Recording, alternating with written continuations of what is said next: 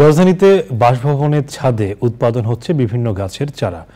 অবসরপ্রাপ্ত এক কর্মকর্তা বাণিজ্যিক উদ্যোগ নিয়েছেন দেশি বিদেশি অর্নামেন্টাল প্ল্যান্টের চারা উৎপাদনের। শাইখ সিরাজের ছাদ কৃষি রিপোর্ট। কৃষি ও প্রকৃতির প্রতি ভালোবাসাকে পুঁজি করে অবসর সময় কাটানোর উদ্যোগ হিসেবে ছাদ কৃষি বেছে নেন ঢাকার মিরপুর ডিওএইচএস এর অবসরপ্রাপ্ত নৌবাহিনীর কর্মকর্তা জামশেদ আলী ও তার স্ত্রী নীলুফার আলী। এখন উদ্ভিদ আর ফল ফসলকে ঘিরে তাদের জীবন হয়ে উঠেছে অনেকটা পরিপূর্ণ।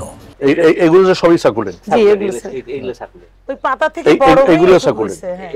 এটা হাওয়ারথিয়া বলে এটাকে স্যার, এগুলো হাওয়ারথিয়া, বাট ওই গ্রুপেরই আর। আচ্ছা, ওই গ্রুপের সাকুলেন্ট গ্রুপের আর। এগুলো সাকুলেন্ট, দিস অল সাকুলেন্ট। এগুলো তো সবই সাকুলেন্ট। সবই সাকুলেন্ট, জি।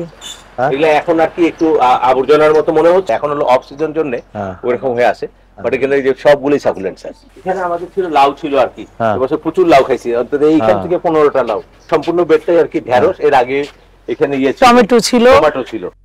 নানা জাতের সাকুলেন্ট, ক্যাকটাস, শৌখিন গাছগাছালি আর বিভিন্ন ফসলের সমৃদ্ধ উদ্যোগটির উল্লেখযোগ্য দিক হচ্ছে বাণিজ্যিকভাবে চারা উৎপাদন।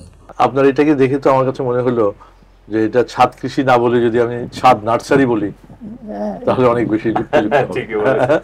আমিও ছাদ নার্সারি বলি, কারণ আমার শখ একটা গাছ থেকে দ্বিতীয় গাছ, তৃতীয় গাছ, এভাবে গাছ বাড়ানো।